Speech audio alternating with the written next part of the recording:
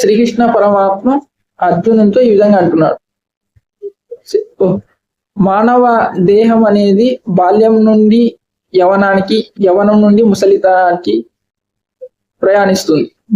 ముసలితనం తర్వాత కూడా మానవ దేహం మరణం అనేది పొందుతుంది. ఇది సహజమైన ప్రక్రియ అని శ్రీకృష్ణ పరమాత్మ అర్జునునికి ఈ శ్లోకంలో వివరిస్తున్నాడు. ఈ మరణం పొందిన తర్వాత దేహంలో ఉండే ఆత్మ అనేది ఒక దేహం నుండి మరొక దేహానికి ప్రయాణిస్తుందని చెప్తున్నాడు. అంటే మనము పాత బట్టలను వదిలి కొత్త బట్టలను ధరించినట్టు దేహంలో ఉన్న ఆత్మ శిథిలమైన పాత శరీరాన్ని వదిలి నూతనమైన కొత్త దేహాన్ని ధరిస్తుందని, అంటే పాత దేహాన్ని, శిథిలమైన దేహాన్ని వదిలి నూతన శరీరంలోకి ప్రవేశిస్తుందని శ్రీకృష్ణ పరమాత్మ అర్జునునికి ఈ శ్లోకంలో చెబుతున్నాడు.